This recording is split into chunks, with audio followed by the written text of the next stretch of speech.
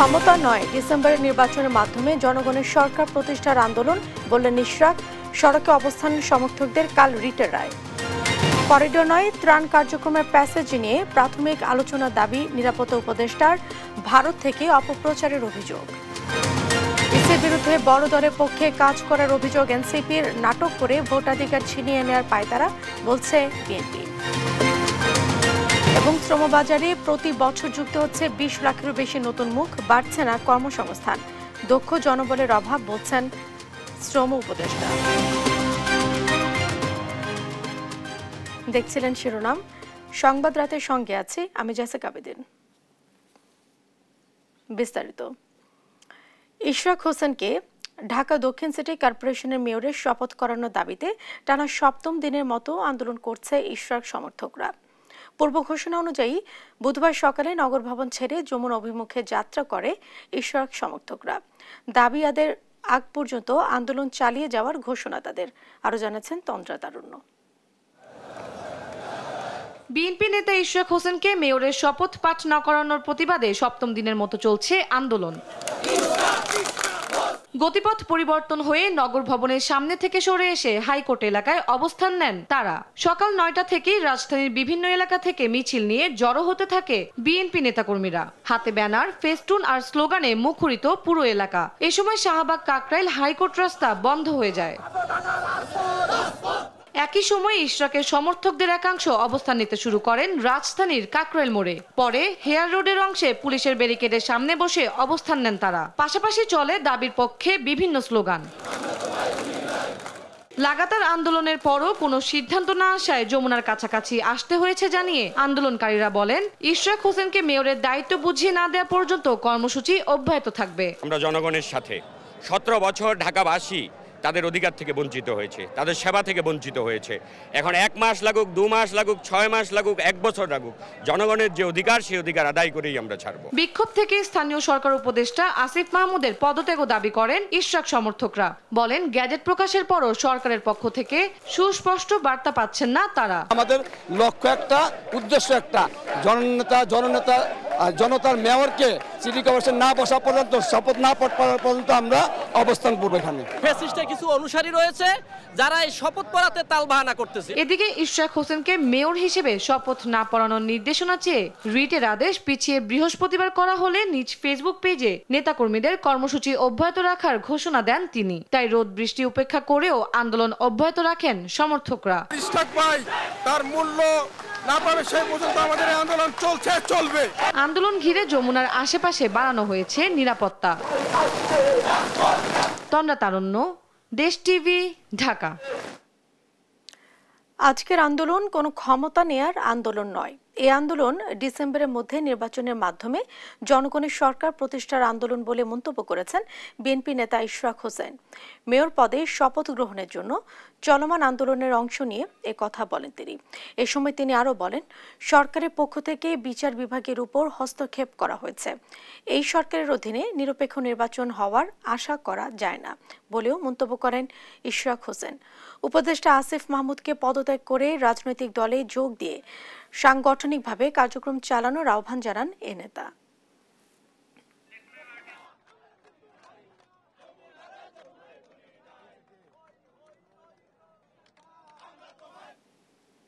এই মুহূর্তে কাকরাইল মোড়ে আছেন আমাদের সহকর্মী তারেক মাহমুদ সুজন। আমরা যুক্ত হচ্ছি তার সঙ্গে। তারেক, এখন সেখানে কি পরিস্থিতি দেখছেন? যানবাহন চলাচল করতে পারছে কিনা, সার্বিক পরিস্থিতি জানাবেন। যেমনটি জানেন, বিএনপি নেতা ইশরাক হোসেনকে মেয়রের ঘোষণা বা শপথ পাঠ করিয়ে দায়িত্ব বুঝিয়ে দেওয়ার দাবিতে কিন্তু আজ ৭ম দিনের মতো আন্দোলন করছেন মেয়র ইশরাকের সমর্থকরা।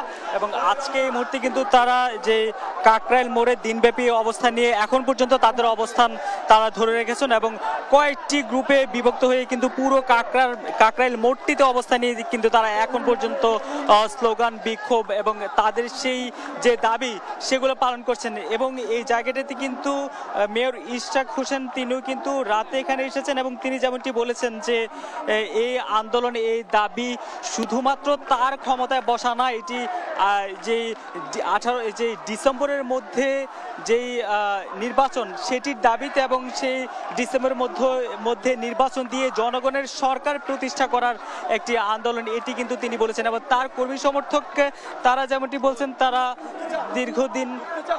দীর্ঘদিন যে আন্দোলন করছেন, তারা সেই আন্দোলনের অংশ হিসেবে এটি চলছে। এবং গত 6 দিন কিন্তু নগর ভবনের সামনে তারা অবস্থান নিয়ে তারা তাদের সেই বিক্ষোভ, তাদের দাবি জানিয়েছেন। আজকে কিন্তু দিনব্যাপী তারা এই প্রধান উপদেষ্টার বাসভবন যৌবনের অভিমুখে যাত্রা করে এই জায়গাটিতে পুলিশের বাধার মুখে পড়ে এই জায়গাটিতে তারা অবস্থান নিয়েছেন। এবং এখন পর্যন্ত তারা এই জায়গাটিতে অবস্থান নিয়ে তাদের সেই যে দাবি, সেই স্লোগান, বিক্ষোভ, তারা অবস্থান কর্মসূচি সেটি পালন করছেন। এবং তারা যেমনটি বলছেন, তাদের যে দাবি, যেই আদালত যেই রায় দিয়েছে এবং নির্বাচন কমিশন মেয়র ইশরাককে গেজেটভুক্ত করে তার দায়িত্ব বুঝিয়ে দেওয়ার যেই গেজেট প্রকাশ করেছেন, সেটি যাতে যথাযথভাবে তাকে দায়িত্ব বুঝিয়ে দেয় এবং দায়িত্ব বুঝিয়ে দেওয়ার আগ পর্যন্ত তারা তাদের আন্দোলন, তাদের এই অবস্থান কর্মসূচি তারা এখানে পালন করবেন। এবং এই মুহূর্তে কিন্তু এখনো কিন্তু এখানে মেয়র ইশরাক হোসেন রয়েছেন এবং তিনি কিন্তু গণমাধ্যম কর্মীদের সঙ্গে কথা বলছেন এবং তাদের যে নেতাকর্মী তাদেরকে উজ্জীবিত করার চেষ্টা করছেন, তাদের সঙ্গে কথা বলছেন। এবং তিনি কিছুক্ষণ আগে কিন্তু গণমাধ্যমের সঙ্গে কথা বলে তিনি যেমনটি জানিয়েছেন যে দাবি পূরণ না হওয়া পর্যন্ত কিন্তু তার নেতাকর্মীদেরকে রাজপথ না ছাড়ার আহ্বান করেছেন তিনি। একই সঙ্গে তিনি যেমনটা বলেছেন, এই আন্দোলন এটি হচ্ছে ভোটারের অধিকার বা ভোটাধিকারের জন্য লড়াই, এটি তার ক্ষমতা যাওয়ার জন্য না। এবং আগামী যেই ডিসেম্বরের মধ্যে নির্বাচন দিয়ে যাতে হচ্ছে জনগণের সরকার প্রতিষ্ঠা করা হয়, সেটি কিন্তু তার দাবি। তো আমরা যেমনটা জানতে পেরেছি যে আজকে কিন্তু পুরো রাতে এই জায়গাটিতে অবস্থান কর্মসূচি পালন করবেন মেয়র যে ইশরাকের সমর্থকরা। এই ছিল আমার কাছে এই বিক্ষোভ সম্পর্কিত সবশেষ। তারেক, আপনাকে ধন্যবাদ। দর্শক, কাকরাইল মোড় থেকে যুক্ত ছিলেন সহকর্মী তারেক মাহমুদ সুজন। ঢাকা দক্ষিণ সিটি কর্পোরেশনের মেয়র হিসেবে বিএনপি নেতা ইশরাক হোসেনকে শপথ না পড়ানোর নির্দেশনা চেয়ে রিটের রায় পিছিয়ে বৃহস্পতিবার ধার্য করেছে হাইকোর্ট। আজ এই বিষয়ে আদেশ দেওয়ার কথা থাকলেও এদিন দুপক্ষের আইনজীবীরা শুনানি করেন। পরে বিচারপতি মোহাম্মদ আকরাম হোসেন চৌধুরী ও বিচারপতি দেবাশিস রায় চৌধুরীর হাইকোর্ট বেঞ্চ জানান, নিজেদের মধ্যে আলোচনা করে বৃহস্পতিবার 11টায় আদেশ দেবেন। সাবেক মেয়র তাপসের পৃষ্ঠপোষকতায় এর রিট করা হয়েছে দাবি করে উদ্দেশ্যমূলক এই রিটটি খারিজযোগ্য বলে জানান ইশরাকের আইনজীবীরা। বক্তব্যটা ইলিগাল, নট এন্টারটেনেবল, তাদের আমরা খারিজ হবে এবং আদালত আমাদের কথা শুনে, অভিযোগ শুনে আগামীকাল আবার সকালে আদেশের জন্য রেখেছে। এখন যদি এরকম হাইলি পলিটিক্যাল একটা সেন্সিটিভ ম্যাটারে সোমোটিভ কিছু করতে যান, হয়তো দেশের মানুষ ভাববে যে 5ই আগস্টের আগে যা হতো এখনো তাই হচ্ছে। রাখাইনে ত্রাণ প্যাসেজ নিয়ে ভারতীয় গণমাধ্যমে মিথ্যাচার করছে বলে অভিযোগ করেছেন জাতীয় নিরাপত্তা উপদেষ্টা এবং প্রধান উপদেষ্টা রোহিঙ্গা বিষয়ক হাই রিপ্রেজেন্টেটিভ খলিলুর রহমান। বুধবার এক সংবাদ সম্মেলনে তিনি জানান, রাখাইনে আসন্ন মানবিক সংকটের প্রেক্ষিতে ওষুধ ও খাদ্য সহায়তা পাঠাতে জাতিসংঘ সহযোগিতা চেয়েছে, তবে এ বিষয়ে কোনো সিদ্ধান্ত নেয়নি সরকার। হাসান আল মাহমুদের রিপোর্ট। আরাকানে আসন্ন মানবিক সংকট, মিয়ানমার সরকার ও আরাকান আর্মির সঙ্গে সম্পর্ক, রোহিঙ্গা প্রত্যাবাসন সহ নানা বিষয়ে সরকারের অবস্থান তুলে ধরতে বুধবার সংবাদ সম্মেলন করেন জাতীয় নিরাপত্তা উপদেষ্টা ও প্রধান উপদেষ্টা রোহিঙ্গা বিষয়ক হাই রিপ্রেজেন্টেটিভ খলিলুর রহমান। জাতিসংঘ সচিবালয় বলেন, কোনো সামরিক করিডোর নয়, বরং ঔষধ ও খাদ্য সামগ্রী পাঠাতে সহায়তা চেয়েছে জাতিসংঘ। আরাকানে দুর্ভিক্ষ দেখা দিলে আরও বেশি শরণার্থী আসতে পারে, সে কারণেই জাতিসংঘকে সহযোগিতার কথা চিন্তা করছে সরকার। মিয়ানমারে পর্যন্ত যুদ্ধের কারণে কোনো জায়গা খুলতে চায়নি, এটা তাদের জন্য একটা ট্যাকটিক্যাল বা স্ট্র্যাটেজিক সমস্যা হতে পারে। আমার তো স্বার্থ আছে, যদি দলে দলে লোক না খেয়ে আমার ঘরে ঢুকে যায় তো মুশকিলের কথা রে ভাই। এ সময় উপদেষ্টা অভিযোগ করেন, মিয়ানমারে স্বার্থ সংশ্লিষ্ট অন্য কোনো দেশ কথা না বললেও প্রতিবেশী একটি দেশের মিডিয়া এ বিষয়ে বিভ্রান্তি ছড়াচ্ছে। ওখানে চায়নার সবচেয়ে বড় আপনার একটা অ্যাক্সেস টু ইন্ডিয়ান ওশান, তার তো এমনিতে অ্যাক্সেস নাই, আরাকানের ভেতর দিয়ে অ্যাক্সেস গেছে, ক্ষতি হবে তো তার আমেরিকা সেখানে গেলে। সে কিছু বলছে? ক্ষতি হবে বারবার, তার একটা অংশ কেটে নেওয়া হচ্ছে, সে কিছু বলছে? তো মায়ের চাইতে তো মাসির দরদ বেশি, আপনারা বোঝেন নাকি কোত্থেকে এসছে? রাখাইনের বর্তমান প্রশাসনে রোহিঙ্গা প্রতিনিধি নিশ্চিত করতে আরাকান আর্মির প্রতি জোরালো দাবি জানানো হয়েছে বলেও জানান নিরাপত্তা উপদেষ্টা। আরাকান আর্মি যদি একটা অ্যাপারথাইড রাষ্ট্র সৃষ্টির প্রয়াস করে, আমরা যদি তার ইঙ্গিত দেখি, তাদের সঙ্গে আমাদের কোনো ব্যবসা বাণিজ্য নাই। হাসান আল মাহমুদ, দেশ টিভি, ঢাকা। বিএনপির প্রতি পক্ষপাতের অভিযোগ এনে ইসি পুনর্গঠন ছাড়া জাতীয় নির্বাচন করতে দেবে না জাতীয় নাগরিক পার্টি এনসিপি। পাশাপাশি ঐক্যমত্য কমিশনের প্রস্তাব অনুযায়ী আইন পরিবর্তন আগে স্থানীয় সরকার নির্বাচন দাবিও করে দলটি। এনসিপির এসব দাবিকে রাজনৈতিক উল্লেখ করে নির্বাচন কমিশনার আবুল ফজল মোহাম্মদ সানাউল্লাহ বলেন, কমিশন নিরপেক্ষভাবে কাজ করছে। শিউলি রায় রিপোর্ট। আগারগাঁও নির্বাচন ভবনের সামনে বুধবার সকালে শুরু হয় জাতীয় নাগরিক পার্টি এনসিপির বিক্ষোভ। টানা 4 ঘন্টার এই কর্মসূচিতে নিজেদের দাবি তুলে ধরেন দলটির নেতারা। বলেন, কমিশন বিশেষ দলের পক্ষ নিয়ে নিজেদের নিরপেক্ষতা হারিয়েছে। 3 উপদেষ্টাকে বিএনপিপন্থী উল্লেখ করে তাদের পদত্যাগেরও দাবি করেন দলটি। তারা আসলে একটা বিশেষ রাজনৈতিক দলের সাথে নিজেদের অবস্থানকে একেবারে গুলিয়ে ফেলেছেন।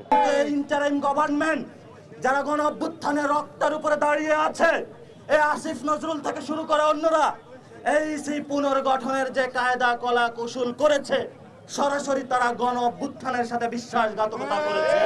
নির্বাচন কমিশন বিএনপির দলীয় কার্যালয় হিসেবে কাজ করছে বলে অভিযোগ করেন এনসিপির মুখ্য সংগঠক নাসিরউদ্দিন পাটোয়ারি।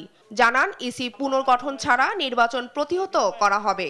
বিভিন্ন দলের যারা মুখপাত্র হিসেবে ভূমিকা পালন করছে, তাদেরকে যদি পুনর্গঠন না করে সেই ইলেকশনে যাওয়া হয়, এই ইসির অধীনে জাতীয় নাগরিক পার্টি ইলেকশনে অংশগ্রহণ করবে না। তবে এনসিপির অভিযোগ নাকচ করে দিয়েছে নির্বাচন কমিশনার আবু ফজল মোহাম্মদ সানাউল্লাহ। সিএসি সভাপতিত্বে ৫ম কমিশন সভা শেষে তিনি বলেন, ইসি পুনর্গঠনের দাবি রাজনৈতিক, এই নিয়ে কোনো মন্তব্য করবে না কমিশন। স্বাধীনতার পর থেকে আজ পর্যন্ত আমরা ফাইল ঘেটে দেখার চেষ্টা করেছি যে কখনো নির্বাচন কমিশন স্বপ্রণোদিত হয়ে পক্ষভুক্ত হয়েছে কিনা বা আপিল করেছে কিনা, আমরা এমন কোনো নজির পাই নাই। সুতরাং আমাদের পক্ষভুক্ত হওয়া বা করার এই আইন আমাদেরকে সুযোগ দেয় না। রাজনৈতিক কর্মকাণ্ড নিয়ে আমরা কোনো মতামত দিতে চাই না। জাতীয় নির্বাচন নাকি স্থানীয় সরকার নির্বাচন আগে হবে, এই সিদ্ধান্ত সরকারের বলেও জানান ইসি সানাউল্লাহ। এই সিকোয়েন্সিং অফ ইলেকশন কোনটা আগে হবে পরে হবে, এটা তো নির্বাচন কমিশনের হাতে না। এই পরিবর্তিত পরিস্থিতিতে সরকারই সিদ্ধান্ত নেবেন কোন নির্বাচন আগে হবে পরে হবে। নির্বাচন কমিশনের দায়িত্ব হচ্ছে নির্বাচন অনুষ্ঠান করা। শিউলি রায়, দেশ টিভি, ঢাকা। দেশে আবারও বিভাজনের রাজনীতি শুরু হয়েছে বলে মন্তব্য করেছেন বিএনপি মহাসচিব মির্জা ফখরুল ইসলাম আলমগীর। ফেসবুক পোস্টে তিনি কথা বলেন। এদিকে জাতীয় প্রেসক্লাবে বিএনপি সহ যুগপৎ আন্দোলনের নেতারা বলেন, স্থানীয় সরকার নির্বাচনের রব তুলে জাতীয় নির্বাচন বাধাগ্রস্ত করার পায়তারা চলছে। নির্বাচন, সংস্কার ও গণতন্ত্র একসঙ্গে চালাতে হবে। নিয়াজ মোর্শেদের রিপোর্ট। বিপ্লবী ওয়ার্কার্স পার্টির সাধারণ সম্পাদক সাইফুল হকের লেখা ফ্যাসিবাদ, গণ অভ্যুত্থান, বিপ্লব ও সংবিধান বিতর্ক শীর্ষক বইয়ের প্রকাশনা উপলক্ষে জাতীয় প্রেস ক্লাবে আয়োজন করা হয় এক আলোচনা সভার। এতে অংশ নেন সাংবাদিক, শিক্ষক, রাজনীতিবিদ সহ বিভিন্ন পেশার মানুষ। সাইফুল হক অভিযোগ করেন, নতুন মোড়কে নানাভাবে ফ্যাসিবাদ চাপিয়ে দেওয়া হচ্ছে। আর নাগরিক ঐক্যের সভাপতি মাহমুদুর রহমান মান্না বলেন, শুরুতে সরকারের প্রতি পূর্ণ সমর্থন থাকলেও তাদের কর্মকাণ্ডে তা আর সম্ভব হচ্ছে না। মানবিক করিডোরের নাম করে নতুন একটা দুর্যোগ, যেখানে সশস্ত্র গ্রুপগুলো যেখানে অধিকাংশ তার সাথে একমত নয়, তাহলে বাংলাদেশ কার এজেন্ডা নিয়ে কাজ করছে? পুরা দেশের মধ্যে একটা সংশয়, সন্দেহ, অবিশ্বাস, অনাস্থা তৈরি হয়ে যাচ্ছে। এই পরিস্থিতিতে কবে নির্বাচন হবে, কবে আমরা একটা সিস্টেমের মধ্যে আসবো, আমাদের যে সমস্ত প্রশ্ন আছে সেগুলোর জবাব কে দেবে, এগুলো কোনো কিছু জানি না। জাতীয় প্রেস ক্লাবে বহুদলীয় গণতন্ত্র ও সংবাদপত্রের স্বাধীনতায় শহীদ জিয়া শীর্ষক আলোচনায় বিএনপির স্থায়ী কমিটির সদস্য ডক্টর আব্দুল মঈন খান বলেন, বিএনপির বিরুদ্ধে অপপ্রচার চালিয়ে জনগণকে ভোলানো যাবে না।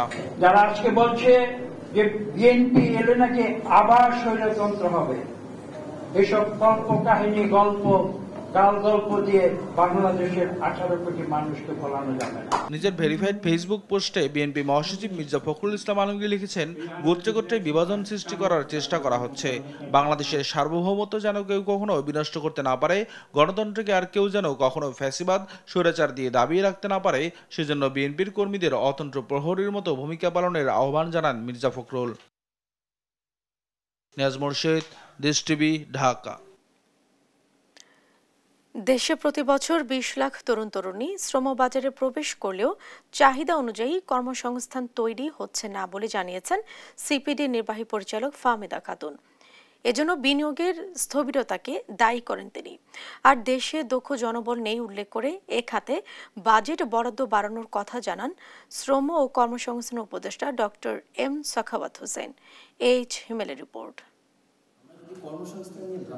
বুধবার বেসরকারি গবেষণা প্রতিষ্ঠান centre for policy dialogue CPD আয়োজিত যুবদের সংস্কার ভাবনা, কর্মসংস্থান, স্বাস্থ্য ও প্রযুক্তি সম্মেলনে যোগ দেন দেশের বিভিন্ন জায়গা থেকে আসা তরুণ তরুণীরা। প্রযুক্তিকে কাজে লাগিয়ে যুব সম্প্রদায় কিভাবে নিজেদের উদ্যোগে কর্মসংস্থান তৈরি করতে পারে সেই লক্ষ্যে প্রশ্নোত্তর পর্বে নিজেদের ভাবনা তুলে ধরেন অংশগ্রহণকারীরা। এ সময় সিপিডি নির্বাহী পরিচালক বলেন, বেসরকারি পর্যায়ে নতুন কর্মসংস্থানের সুযোগ আশানুরূপ বাড়ছে না, আর সরকারিভাবে মাত্র 5 থেকে 6% কর্মসংস্থানের সুযোগ রয়েছে। ফলে দেশে দিন দিন বেকারত্বের সংখ্যা বেড়েই চলেছে। নতুন প্রজন্ম এবং যারা আমাদের ভবিষ্যতের দেশের রাষ্ট্রভার দায়িত্বভার নেবে, তারা কিভাবে আমাদের উৎকর্ষতা সাধন করবে প্রতিটা ক্ষেত্রে প্রযুক্তি ব্যবহারের মাধ্যমে, সেটা একটা আজকের ভাবনা, এটা আগামী দিনের ভাবনা না। টেকনিক্যাল কাজ জানা পর্যাপ্ত জনবল দেশে নেই উল্লেখ করে এই খাতে বাজেট বাড়ানোর কথা বলেন শ্রম ও কর্মসংস্থান উপদেষ্টা। আমেরিকাতে গেলে আমি বারটেন্ডারের কাজ করবো অথবা কোনো রেস্টুরেন্টে কাজ করবো, মাস্টার ডিগ্রি হোল্ডার আর পিএইচডি, কিন্তু এখানে করতে পারি না। That is bigger problem. তার মানে হচ্ছে আমাদের একটা সোশ্যাল ট্যাবু তৈরি হয়েছে। আপনি একটা যদি আপনি টেকনিক্যাল হন, তাহলে আপনি একটা ছোট্ট স্টার্ট করতে পারেন, একটা যে কোনো একটা ওয়ার্কশপ। টুডে ওয়ার্কশপের একজন ওয়ার্কশপ কত আর্ন করেন চিন্তা করে দেখেন। Dignity has to be given one. বিদেশে গিয়ে নিম্নমানের কাজ না করে দেশেই সম্মানজনক কাজের উদ্যোগী হওয়ার আহ্বান জানান শ্রম ও কর্মসংস্থান উপদেষ্টা। এইচ হিমেল, দেশ টিভি, ঢাকা।